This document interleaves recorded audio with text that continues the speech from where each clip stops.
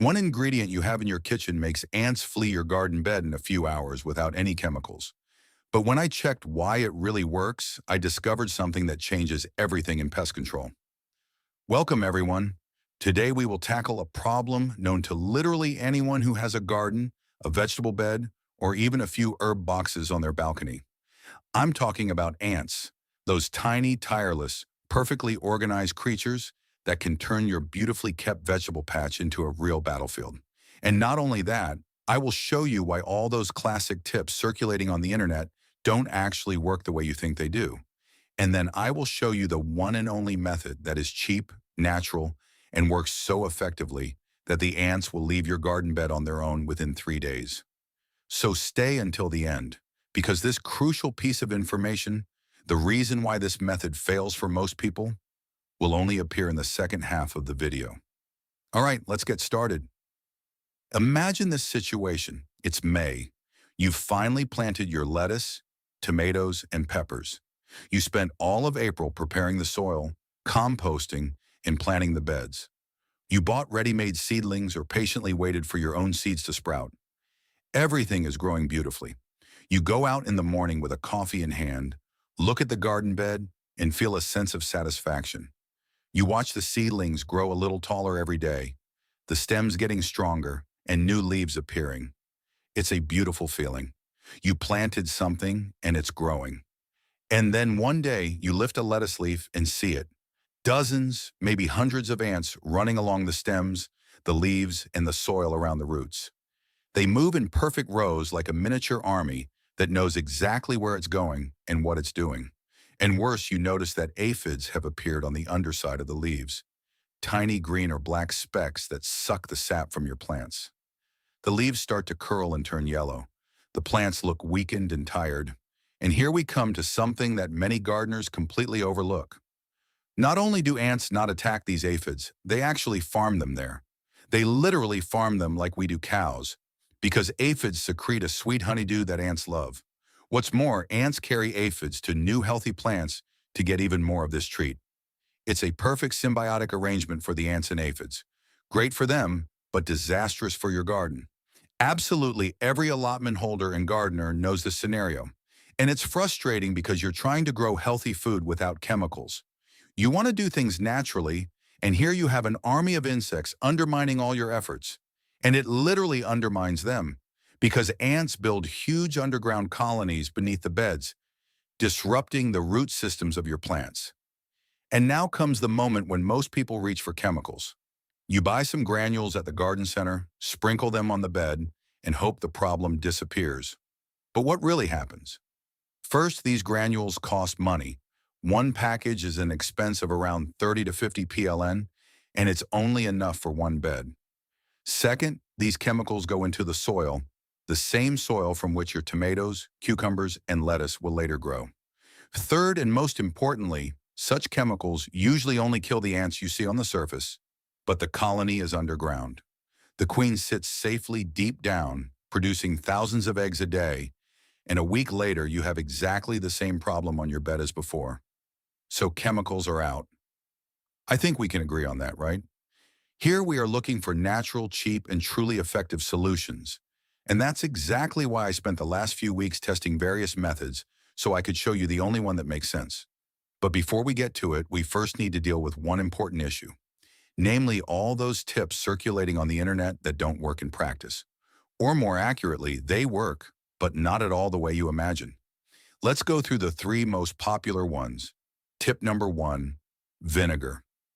This is probably the most widespread advice you'll find. You mix 1 part vinegar with 1 part water, pour it into a spray bottle, and spray the ants. And you know what? It actually works. If you hit an ant directly, the acetic acid will kill it. The problem is that you will only kill those specific ants you happen to see. And how many are on the surface? 10, 20, 50. Meanwhile, there are tens of thousands, sometimes hundreds of thousands, in the colony. Besides, vinegar evaporates very quickly in the sun. After an hour or two at most, its effect disappears, and the ants that come after it no longer smell any vinegar in that spot. So what do? They simply come back. Vinegar is therefore like putting out a fire one flame at a time. Technically it works, but practically you will only solve a fraction of the problem. And there is one more thing that hardly anyone mentions. Vinegar is acidic, and when you repeatedly spray your garden bed with it, you gradually acidify the soil. Most vegetables like a neutral or slightly acidic pH, but if you overdo it with vinegar, you can do as much harm as with chemicals. Especially with more sensitive plants like beans or peas, this can be a real problem. Now imagine walking around spraying your garden bed with vinegar every other day all summer long. It's not only time-consuming, but above all, pointless, because you will never definitively solve the problem this way. Ants have a huge reproductive capacity, and as long as the queen is alive, the colony is constantly rebuilding itself. Tip number 2, cinnamon. Another popular piece of advice: sprinkle cinnamon on the anthill or on the ant trails, and they will leave because they can't stand the smell. It sounds beautiful, it's natural, smells nice, and costs pennies. So what's the catch? The catch is that cinnamon does indeed repel ants, but it doesn't kill them. And that's a fundamental difference. When you sprinkle cinnamon in one place, the ants will avoid that spot.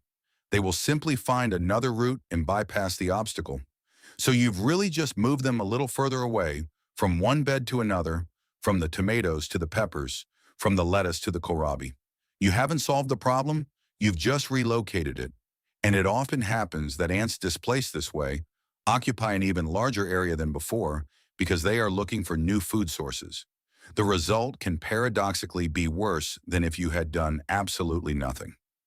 And one more practical matter. Cinnamon on a garden bed will only last until the first rain. As soon as it rains or you water the bed, the cinnamon will dissolve and soak into the soil, and the effect will disappear. You would have to sprinkle it every day, which is not only impractical but also quite expensive if you use good ground cinnamon.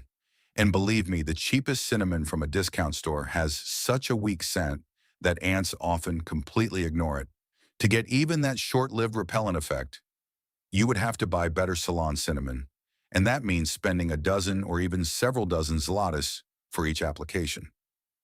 Tip number 3, baking soda or sodium bicarbonate. I've seen this advice in many videos and articles. You mix baking soda with powdered sugar in a 1-to-1 ratio. You sprinkle it on the anthill, and the ants will eat it because the sugar attracts them, and the soda will disrupt their digestive system.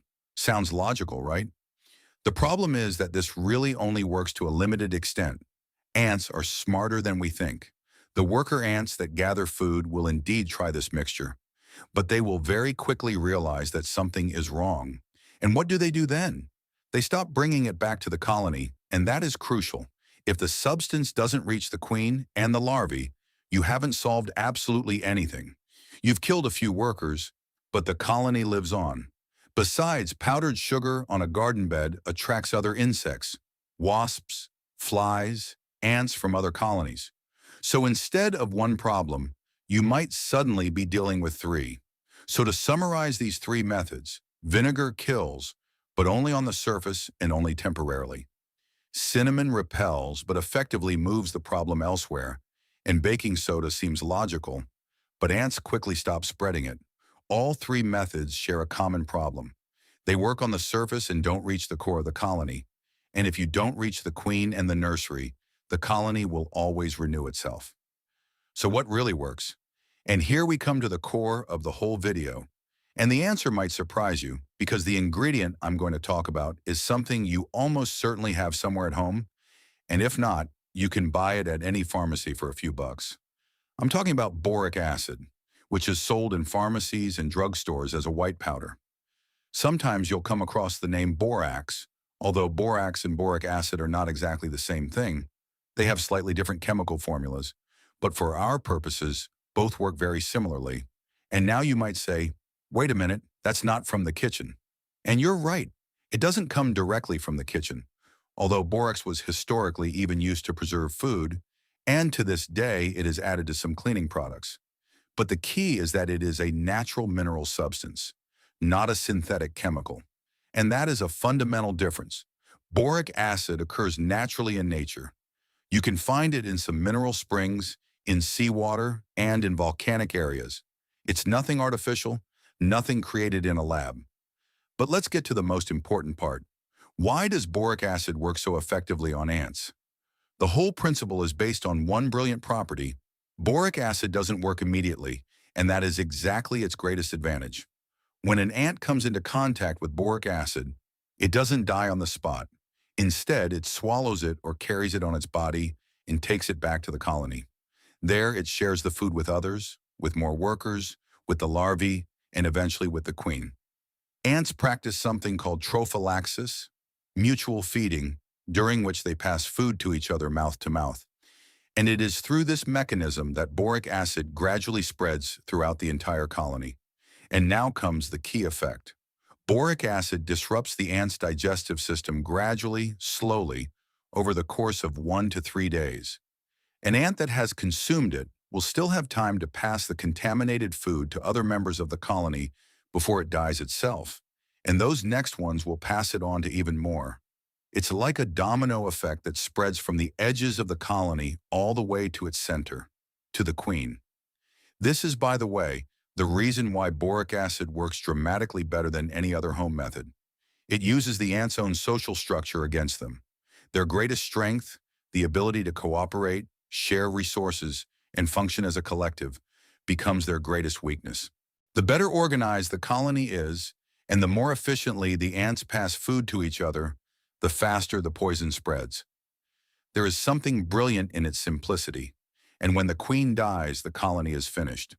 Without the queen, there is no reproduction, no one produces new workers, and within a few days, the entire structure collapses. The queen is the heart of the colony, the only member capable of reproduction. When she stops functioning, the whole superorganism collapses like a house of cards. And now we move on to the most important part, how to prepare it correctly and how to apply it correctly, because I really want to emphasize this. If you do it wrong, it won't work. And unfortunately, most people do it wrong. Here are the exact instructions. You need 3 things. Boric acid powder, which you can buy at a pharmacy. It costs a few bucks for a package that will last you the whole season. Next, you need sugar, regular granulated sugar, and you need water. You mix 1 teaspoon of boric acid, 3 teaspoons of sugar, and add about 200 milliliters of warm water. You mix until everything dissolves and it's ready. The whole preparation takes 2 minutes. Now you take small bowls, preferably jar lids or any flat, shallow containers. You pour this solution into them, and here comes what is absolutely crucial. Where to place them? You don't look for the anthill. Don't try to find the entrance to the colony and pour the solution in there. This is the mistake most people make, which I mentioned at the beginning. I'll explain why in a moment. Instead, look for the trails. Ants don't move randomly. They have strictly defined routes they walk back and forth on. You will recognize them easily. They are rows of ants walking in one direction while others are returning. Most often, they lead from the garden bed somewhere to the edge of the garden, to a wall, to the compost bin, to a tree. And it is exactly on these trails, not on the anthill, but on the trails, that you place your bowls with the solution. Why on the trails and not on the anthill? I'll explain that in a moment in the section about the crucial mistake. Now, a few more important details. Time of day. Late afternoon or early evening is ideal. Why? Because ants are most active during the warmer hours of the day, but not in the peak heat.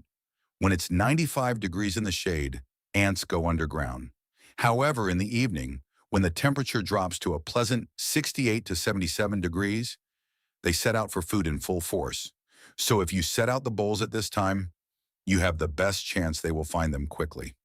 Quantity. For 1 garden bed measuring roughly 10 by 3 feet, 2 to 3 bowls are enough. You place them along the trail at intervals of about 3 feet. Don't place the ingredient too densely. You want the ants to have time to take it and carry it away. Weather. This is important. If the forecast calls for rain, wait. Rain will dilute your solution or wash it away completely. It's best to do this during a period when the forecast predicts 2 to 3 days without precipitation. This will give the ants enough time to discover the bait, gather it, and spread it throughout the colony. And one more thing, don't combine this with other methods. If you simultaneously spray vinegar or sprinkle cinnamon, it will deter the ants from the places where you put the bait. And that is exactly the opposite effect of what you want. You want the ants to find this bait, not to avoid it. And speaking of finding valuable information, if this video is useful to you and you want more similar tips on chemical-free gardening, click the subscribe button and the bell so you don't miss any future episodes. I'm preparing plenty of practical guides for you, so it's really worth sticking around. And now back to the ants. We are getting to the part you've been waiting for since the beginning, the mistake most gardeners don't know about. And this is exactly the reason why so many people claim that natural ant methods don't work. The mistake is simple but fatal in its consequences. People pour the ingredients straight onto the anthill. Sounds logical, right? You have an ant problem. You find the anthill, you pour poison there. Done. Except this is exactly where the trap lies. When you pour anything, whether it's boric acid, baking soda, or any other substance directly onto the entrance of an anthill, the ants immediately register it as a threat. And what do? They close that entrance. They simply collapse it, bury it, and open a new one a few feet away. An anthill always has many entrances and exits, and ants are masters of adaptation. When you close one entrance, they have a new one a few hours later. And worse, if the ants sense a dangerous substance near the anthill, they increase their vigilance. The workers going out for food will be more cautious. They will avoid anything unfamiliar. And that means that even if you later place the bait on the trails, the chance they will take it decreases significantly. So paradoxically, by trying to hit the anthill directly, you achieve exactly the opposite result. The ants barricade themselves, become more cautious, and your bait goes to waste. That's why it's so important to work with the trails, not the anthill. On the trail, the ant is in food gathering mode. It's looking for food. It is programmed to collect anything sweet or nutritious and bring it back to the colony. When it finds your bait on the trail, a small bowl with a sweet solution, it doesn't treat it as a threat. It treats it as a food source. And that is exactly the point. What's more, ants on a trail communicate with others using pheromones. When one ant finds a food source, it leaves a pheromone trail behind, which attracts more and more ants to that source. So your bait, thanks to the ant's own behavior, spreads more effectively than you could ever do it yourself. And there is one more aspect that is rarely talked about. An anthill can be deep, even several feet down. The queen sits deep underground, protected by layers of tunnels and chambers. Even if you poured a quart of solution straight into the anthill, the probability that it would reach the queen is minimal. Ants have an extensive drainage and ventilation system in the anthill. They will usually drain away any liquids that get inside before they can soak to the appropriate depth. Meanwhile, when the bait is on the trail, the ants themselves voluntarily and actively carry it exactly where you need it, deep into the colony, straight to the queen and the larvae.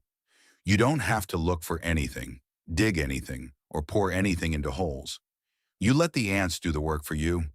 And you know what the most beautiful part of this is? This principle works not only on ants in a garden bed, but on practically every species of ant you encounter in the garden.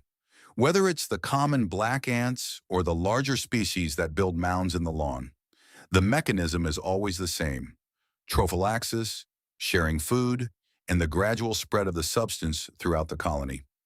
Now I'd like to pause for a moment and share a personal experience with you. I tried this method myself for the first time 3 years ago, when ants completely took over my raised strawberry bed. It was mid-June.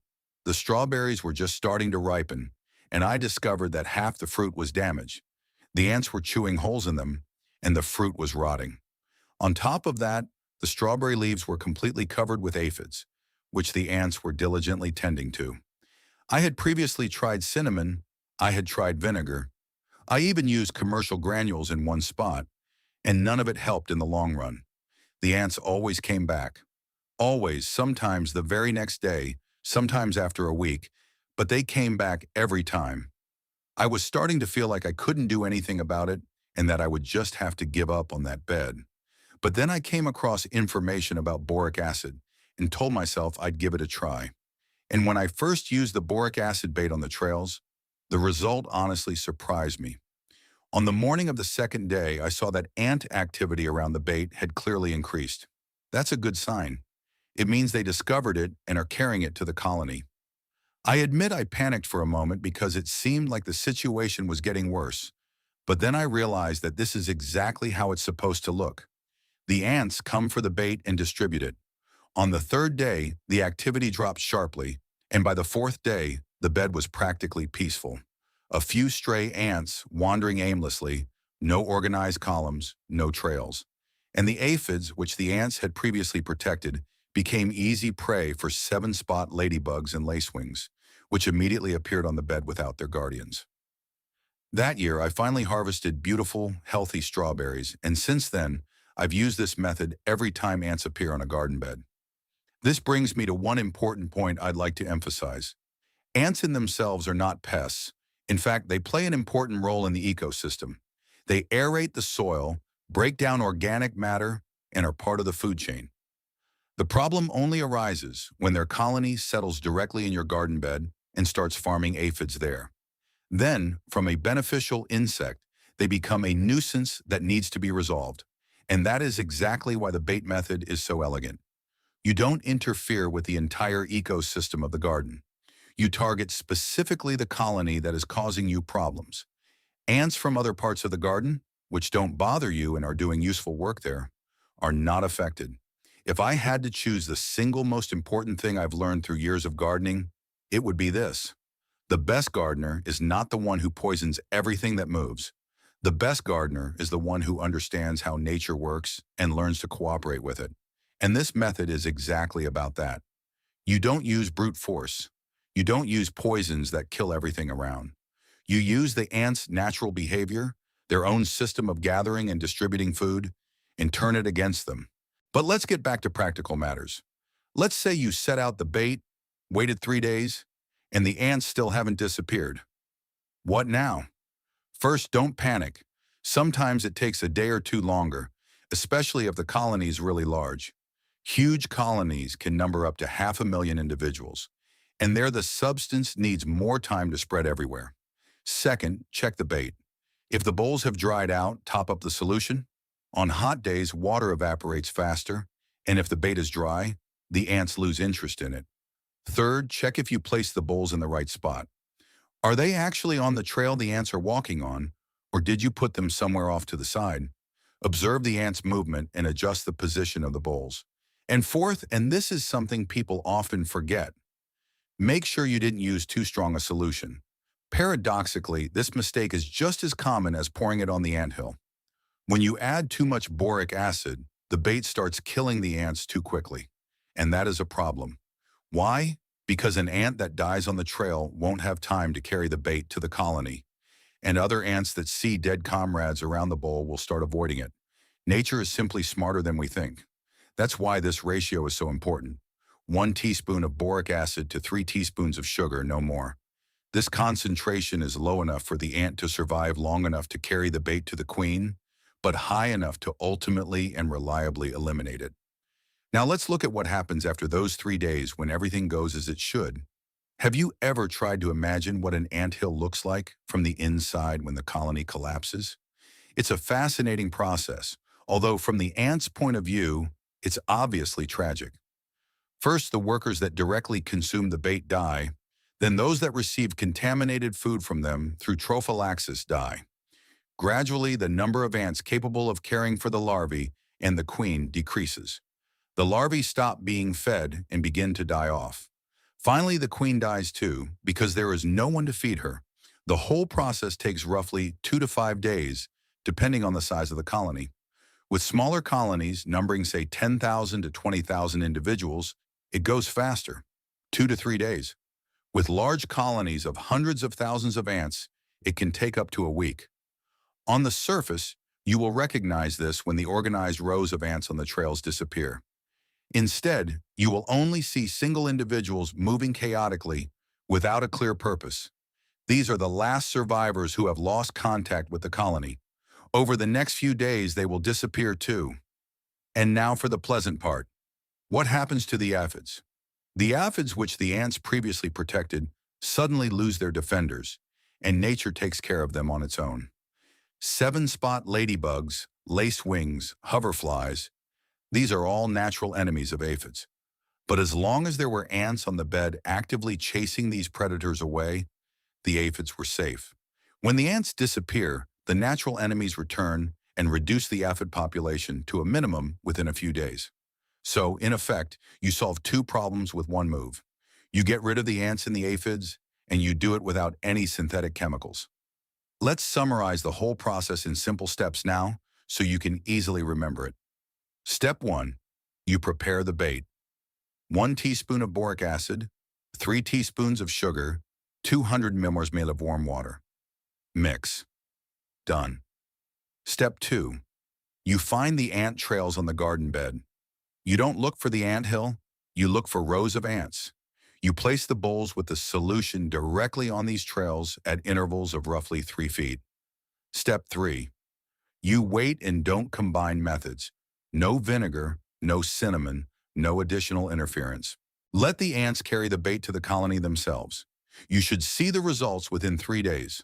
For larger colonies, just wait 5 to 7 days and then enjoy an ant-free and aphid-free garden bed. Now for a few bonus tips to help you prevent ants from returning to your garden bed. Tip 1. Mulching. If you mulch your beds, ants are much less likely to build a colony there. Mulch retains moisture in the soil, and ants prefer a dry environment for their nests. A 2 to 4 inch, 5 to 10 centimeter layer of straw, hay, or wood chips, for example, can significantly reduce the attractiveness of your beds to ants. Tip 2. Companion planting. Ants dislike certain plants: lavender, mint, basil, thyme. These are all herbs whose strong scent naturally repels ants. If you plant these herbs on the edges of your beds or among other crops, you will create a natural barrier that makes life difficult for ants. Tip 3. Regular inspection. Once a week, walk around your garden and look for new ant trails.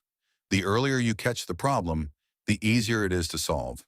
A small, fresh colony with a few thousand individuals reacts to the bait much faster than an established colony that has been there all season. Besides, a small colony hasn't yet had the time to infest your plants with aphids on such a large scale, so the damage will be minimal. Prevention is always better than putting out fires. Tip 4. Soil care.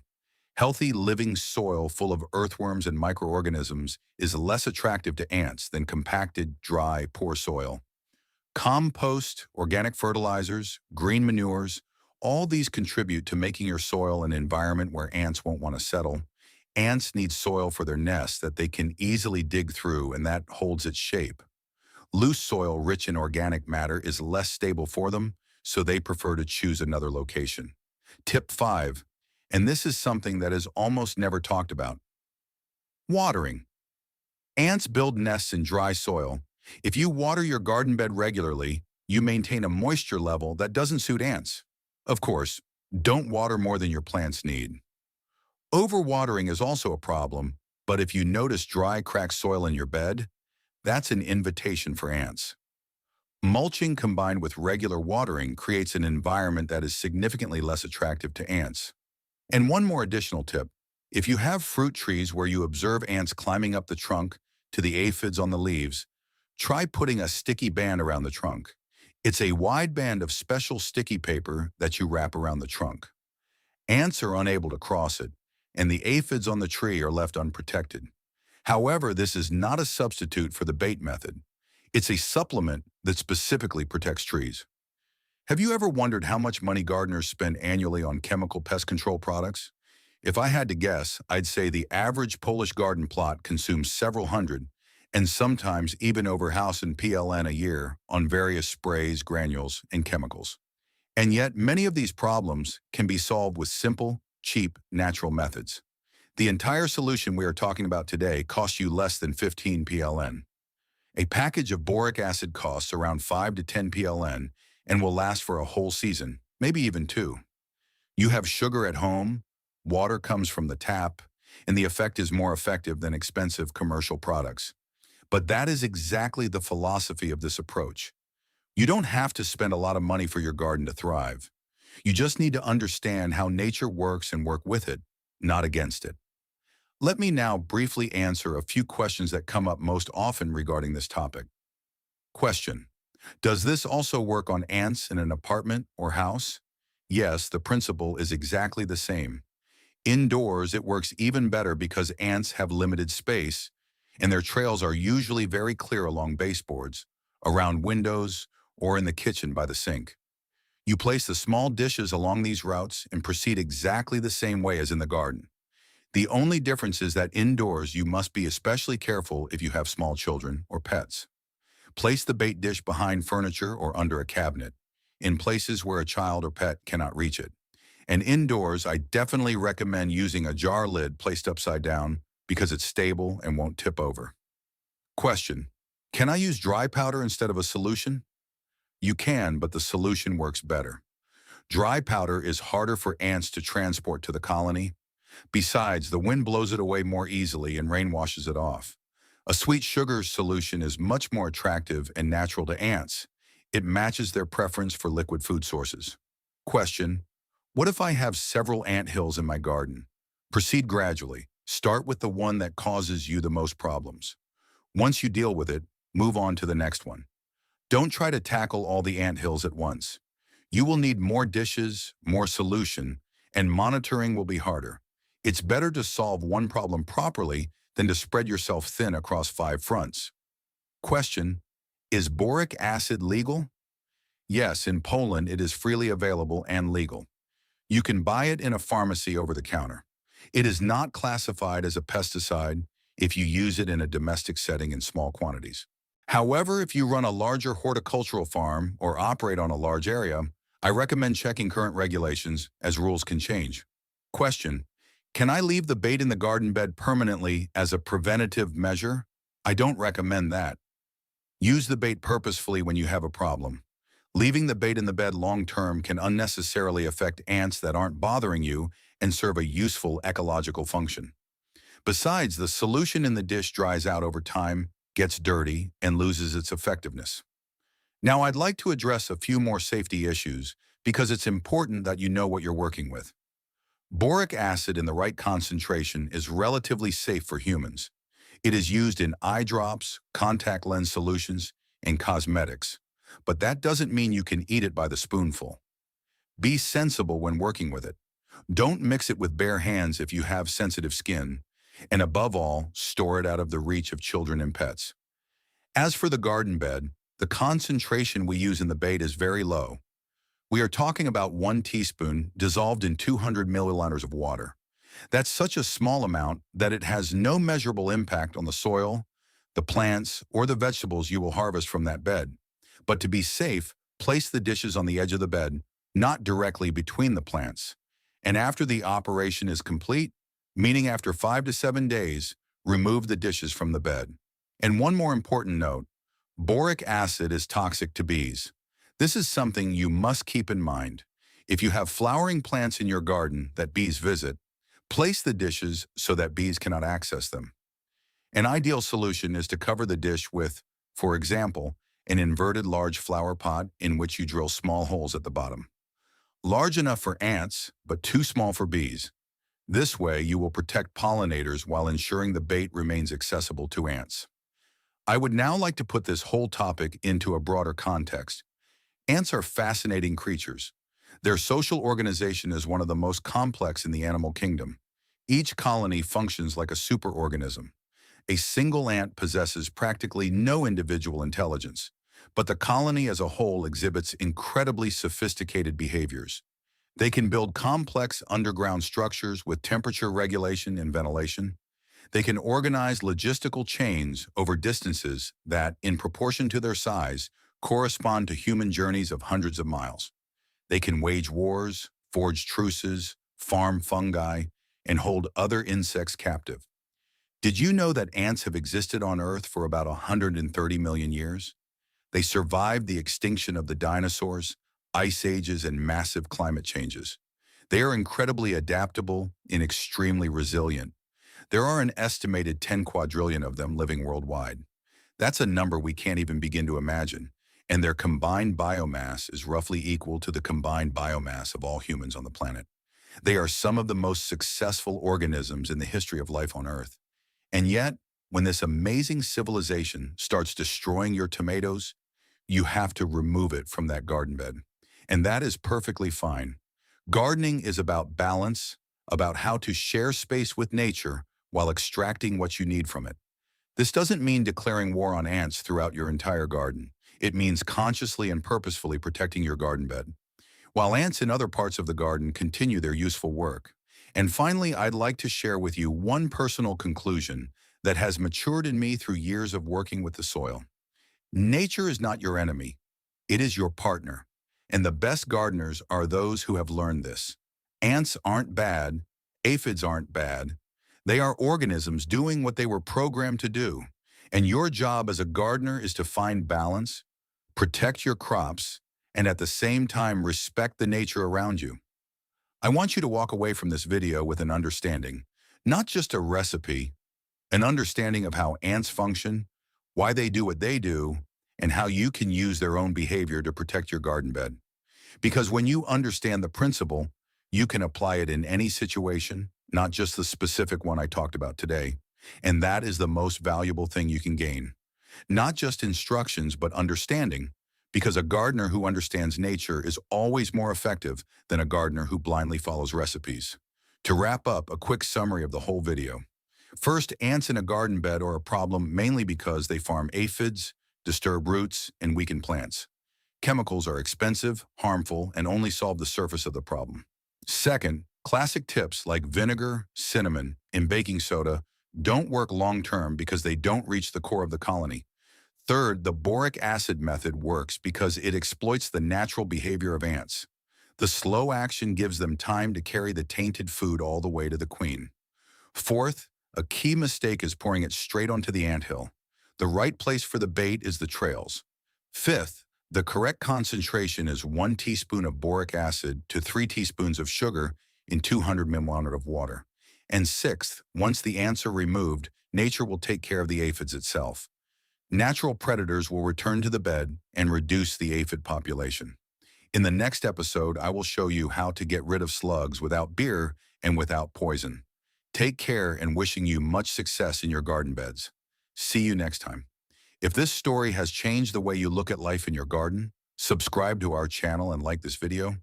We uncover the secrets of nature that others try to hide. Let's sow a better future together. Another treasure trove of knowledge will be open soon.